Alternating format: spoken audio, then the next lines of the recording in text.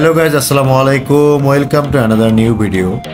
আমাদের আজকের গন্তব্য স্থান হচ্ছে রূপনগর, যেটা সাভারের অতি নিকটে অবস্থিত। আজকের ভিডিওতে মূলত রূপনগরের কি রূপ আছে সেটাই আপনাদেরকে দেখানোর চেষ্টা করব। আশা করছি সম্পূর্ণ ভিডিওটি মনোযোগ সহকারে দেখলে রূপনগরে কি রূপ আছে কি নেই এই সম্পর্কে বিস্তারিত জানতে পারবেন।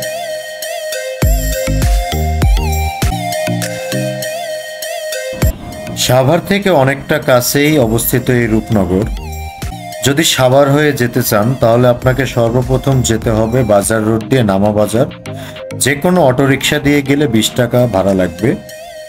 নামা বাজার থেকে আরেকটা অটোরিকশা নিয়ে 20 থেকে 30 টাকা ভাড়া দিয়ে আপনাকে যেতে হবে রূপনগরের রূপ দেখতে। সাভার থেকে গেলে সর্বমোট 40 থেকে 50 টাকা খরচ লাগতে পারে। আর যদি আপনি সাভারের যানজট এড়াতে চান সেক্ষেত্রে আপনাকে যেতে হবে ধামরাই।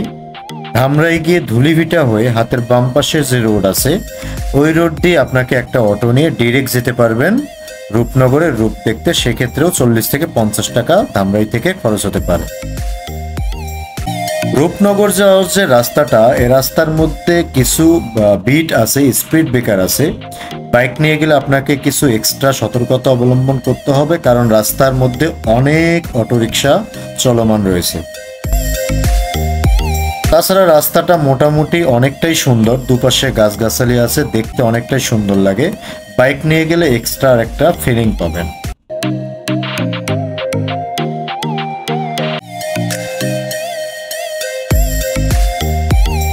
রাস্তার দুপাশে কিছু নদী আছে, মূলত এগুলো নদী না, এগুলো মূলত ফসলের ক্ষেত, যেগুলো ফসল কাটার পরে বৃষ্টির সিজনে বর্ষাকালে বন্যার পানি এসে পুরো ভরাট হয়ে যায়।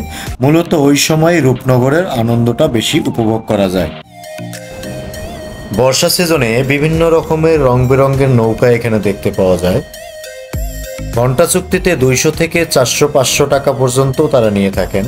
ফ্যামিলি নিয়ে খুব সুন্দর একটা কোয়ালিটি টাইম এখানে স্পেন্ড করতে পারবে।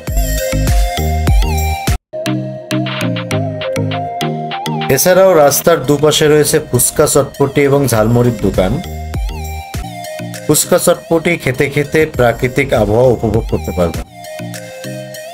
এছাড়া যদি আপনি চাইনিজ খাবার খেতে চান সেক্ষেত্রেও সে ব্যবস্থাও রয়েছে।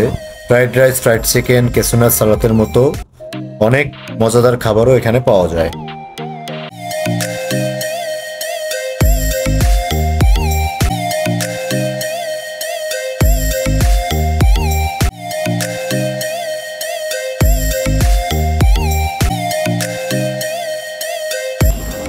গ্রীষ্মকালে ফসল ওঠানোর পরে ফসলের যে খের থাকে, স্থানীয়রা এই খেরটা কিন্তু রাস্তার উপরে বিছিয়ে দিয়ে রাখে, যেটা বাইকের জন্য অত্যন্ত রিস্কি।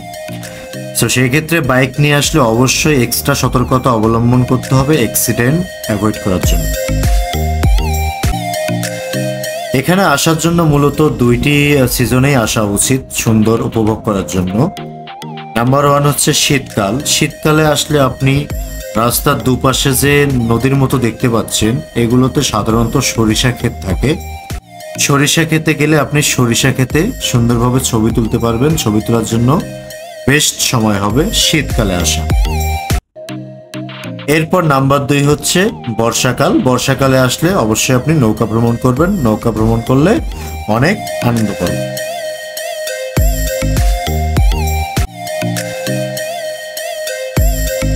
ফ্যামিলি নিয়ে কোয়ালিটি টাইম স্পেন্ড করার জন্য সুন্দর একটা জায়গা। তবে বলে রাখা ভালো, সন্ধ্যা 6টার থেকে 7টার পরে এখানে না থাকাই ভালো, এখান থেকে চলে যাওয়াই বেটার। কারণ জায়গাটি একদম গ্রামের ভিতরে, শহর থেকে অনেকটাই দূরে। সেক্ষেত্রে রাত্রে এখানে থাকাটা নিরাপদ বলে আমি মনে করি না। যদি আপনারা চলে আসেন অবশ্যই সন্ধ্যা 6টার থেকে 7টার মধ্যে এখান থেকে লিভ করার চেষ্টা করবেন।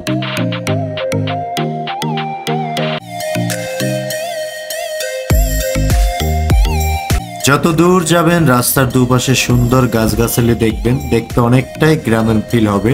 আপনি যদি শহর থেকে যান মনে হবে যে আপনি আপনার নিজের গ্রামে চলে এসেছেন।